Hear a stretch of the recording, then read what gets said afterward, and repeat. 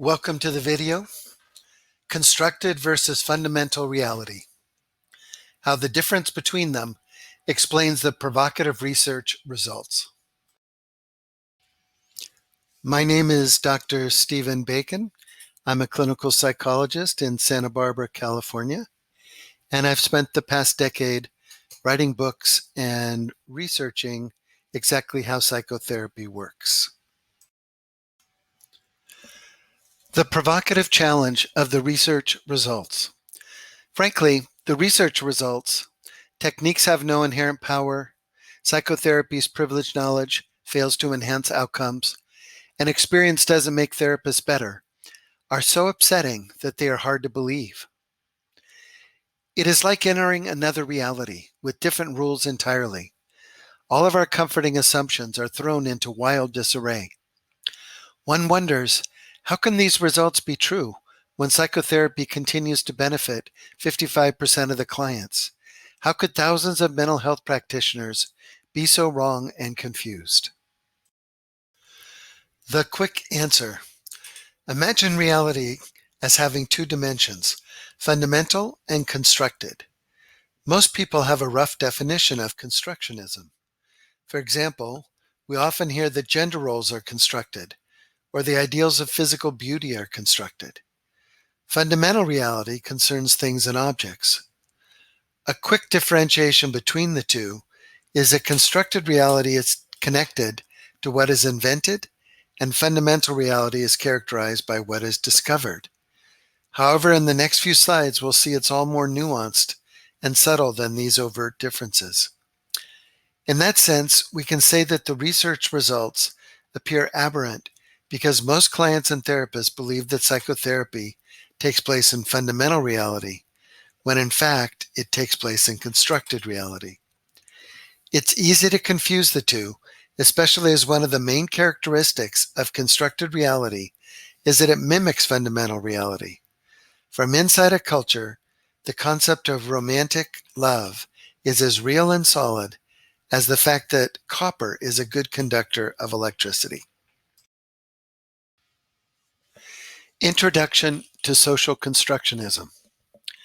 The simplest way to understand constructionism and constructed reality is via a cross-cultural analysis.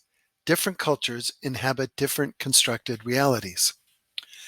Berger and Luckman comment, "It is an ethnological commonplace that the ways of becoming and being human are as numerous as man's cultures. Humanness is socioculturally variable.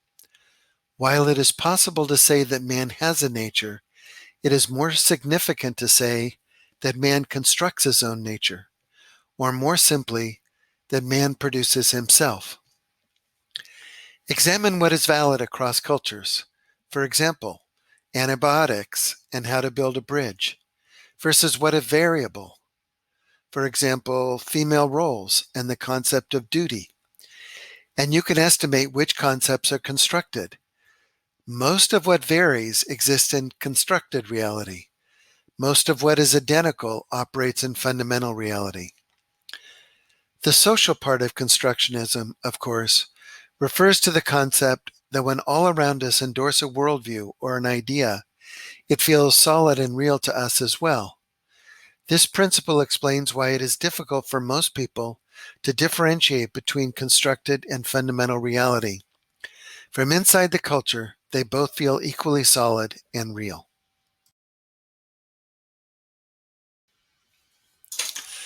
A cross-professional analysis. Another way to understand constructionism is to compare different professions and their relationship to constructed versus fundamental reality. Recall the famous Stroop-Hadley study, which compared the outcomes of college professors against licensed therapists and found both groups achieved equivalent positive results. Now imagine that the college professors were being compared to cardiologists, and the task was to install a pacemaker. Obviously, the result would be cardiologists 100, college professors 0. Clearly, there are professions that work in fundamental reality. For example, chemistry, biology, engineering, material science, where it is impossible to accomplish even basic tasks without specialized knowledge and training. And there are other professions, for example, leadership, sales, and education, where any high-functioning cultural member can accomplish tasks and duties without training or experience. Obviously, the difference is that the first group, where training and privileged knowledge are essential, operates in fundamental reality, and the second group, where training and experience are optional, operates in constructed reality. Moreover, in the first group, the scientific method is central to progress and evolution. In the second group, regardless of scientific claims, the fields are hard-pressed to document effective techniques, evolutionary progress, and agreement about basic paradigms.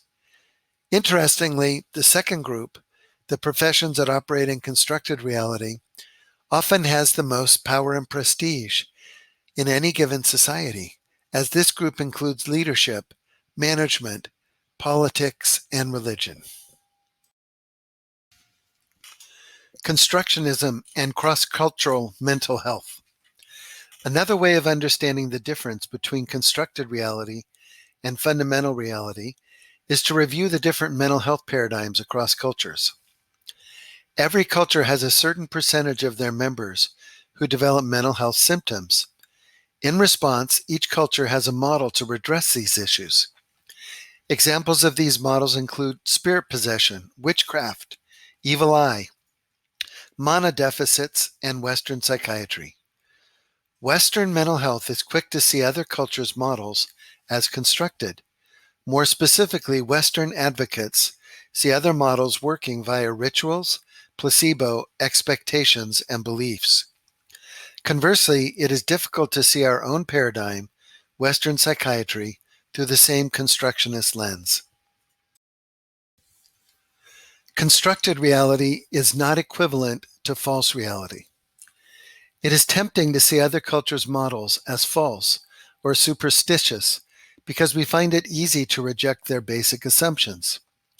We don't believe that spirit possession is real or that the evil eye is a credible explanation for mental illness. In this sense, constructed can be seen as synonymous with terms like invented, made up, or Yalom's fictions. It's more useful and appropriate, however, to understand constructed reality as simply a different form of reality.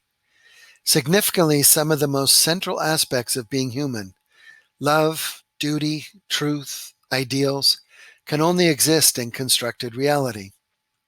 Lumping all of these concepts with made up and fictitious is a form of discounting and disrespecting the best parts of being human. In this sense, it is more useful to understand constructed reality as paradoxical, simultaneously real and unreal. Psychopathology and constructed reality. Just as constructed reality contains the highest aspirations of being human, it also contains all of humanity's shadow material: pain, suffering, confusion, disconnection, alienation. Every culture includes these shadow experiences, and regardless of whether we can believe literally in their explanations, every culture's mental health model embodies a certain part of the experience of human suffering. For example, while we might not believe in the literal reality of the spirits, we could certainly say depression or panic attacks are like being possessed by a malevolent spirit, or they are like being cursed with the evil eye, or they are like having a deficit of sacred energy, like chi, or a spiritual substance, like mana. Our Western correlate is that we assume that the best way to characterize human suffering is to believe that it is like having a disease. Symptoms vary with the underlying assumptions. These assumptions are of central importance. In fact, Berger and Luckman go to some lengths to argue that individuals in a culture get symptoms that are aligned with the assumptions. For example, in spirit possession cultures, psychiatric symptoms would look like spirit possession, and in Western culture, they would look like being ill. Having an explanation helps the sufferer. They often feel relief that the healer knows what is wrong and has a technology to resolve the issue. Unfortunately, while this relief and the trust in the process are helpful, there is a major downside. Most healers have a literal belief in their metaphors and assumptions. This inability to discern the difference between metaphor and reality leads to lots of problems. The downsides of the Western disease metaphor. The primary downside is obvious. The metaphors are describing human suffering. Hence, to be believable, they need to describe significantly malevolent forces. For example, malevolent spirits are terrifying, as are witches and the evil eye. Rectifying an imbalance in spiritual energy, for example, a mana deficit, can be complicated, time-consuming, and potentially impossible. In Western culture, accepting the disease explanation means accepting that some psychiatric conditions are incurable and require lifelong vigilance and limitations. Serious conditions take a long time to resolve. If you have them, rapid improvement is out of the question. Many diagnoses are deeply stigmatizing. Afflicted individuals see others as normies and see themselves as disabled and subnormal. Healers become entranced by their metaphors. Another major downside is that when the healers take these metaphors literally, they are drawn toward spending a great deal of time and energy elaborating their constructs. This creates a tendency to minimize the individual nature of human suffering. The obvious example is the standard exorcist focusing on determining the exact nature and characteristics of the malevolent spirit and the precise exorcism that will remove that spirit. In Western culture, this might take the form of believing in an alcoholic personality, and therefore seeing the client in a certain light, or even forcing them into that mold. Moreover, the assumption that it is a disease suggests that there is a best cure. For example, many therapists might assert that there is only one way to address substance abuse: sobriety, as embodied by the 12-step program. The social part of social constructionism. It is impossible to overemphasize the powerful and entrancing effects of social validation.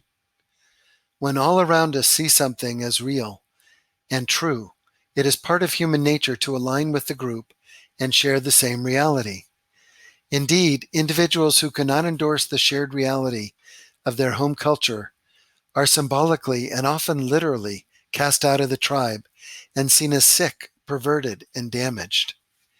Even more importantly for our discussion, when constructed concepts are socially validated, they seem as true and solid as fundamental reality. The right way to be a man is seen as true as the concept that water boils at 212 degrees at sea level. Similarly, a schizotypal personality disorder is as solid a disease as diabetes. Affirming the illusion of fundamental reality. The fact that the so-called schizotypal might only act that way at home is ignored. Similarly, the fact that they can be abruptly cured after a sudden conversion to religion is disregarded. Constructed reality is fluid by its nature. If we pay close attention, we will notice exception after exception to our assumptions. These exceptions indicate we are in constructed reality, not fundamental reality.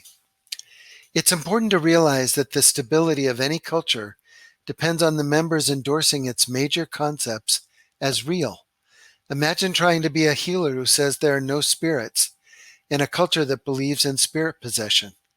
Imagine trying to be an outspoken atheist in Europe in the 13th century. Similarly, asserting that Western psychiatry operates in constructed reality simply does not fit the zeitgeist. The constructionist is always aware that there is an implicit cultural force urging them to endorse the socially validated worldview of the group. Another angle on constructionism. Our differentiation between constructed reality and fundamental reality is both useful and practical. However, there is another understanding of constructionism that sees it as more pervasive. Indeed, this view sees virtually all language-based interactions as constructed. Examine the following quote from constructionist Vivian Burr. Both symbolic interactionism and social constructionism regard language as fundamental to our constructions of reality. The now classic paper, Death and Furniture, convincingly made the point that as soon as the material world enters discourse, it becomes transformed, and it is impossible for us to think about or encounter it in some hypothetical objective state. And that there's arguably little or nothing in human experience that could be said to lie outside of discourse. Through my window, I see a garden wall, but as soon as I begin to interrogate just what this is, I become caught up in an infinite regress of language, cultural meanings, and features of the human condition. It is only a wall by virtue of its capacity to retain or keep out the desired or the unwanted, human concerns. It is a wall only by virtue of the builder's skill, rendering it more than a pile of rubble by common cultural criteria. It is allowed to be a wall through the operation of countless social and cultural norms and expectations. A developmental approach to constructionism. Burr makes a compelling argument that wherever there is discourse, there is social constructionism. This approach allows constructionists to have a deeper and more nuanced understanding of the pervasiveness of constructionism in the human experience. In the long run, this leads to more creativity, more authenticity, and more credibility. At the same time, being able to distinguish between, for example, professions that operate in constructed versus fundamental reality is pragmatically useful in terms of training, types of interventions, and relative fluidity. In general, therefore, one can suggest that it is helpful to begin with a simpler, fundamental constructed typology, and then learn to integrate Burr's approach as one becomes more comfortable with constructionist concepts. Summary. We now know the difference between constructed reality and fundamental reality, and can understand how the fluid nature of constructed reality explains the provocative research findings. The good news is that instead of putting all our energy into developing new systems and techniques, which will merely replicate the extant levels of success, we can focus on things that actually make a difference, outcomes, learning from experience, and developing a training model that helps therapists be more effective. While it is easy to see the limitations of other cultures' mental health paradigms, we are just beginning to understand how Western psychiatry's assertion that human suffering is like having a serious disease limits our ability to enhance psychotherapy's outcomes. The next steps. Now that the research has been presented and the explanation for the provocative results has been developed, we can move on to how to use these findings to get better results. The next video will be the first one focusing on how to use these ideas to enhance therapeutic outcomes. While these videos literally concentrate on using this material to be a more effective therapist, the principles that underlie therapeutic success are identical to the ones that are central for personal growth. However, we are going to remain therapist-focused for a few more videos before switching to a personal growth model.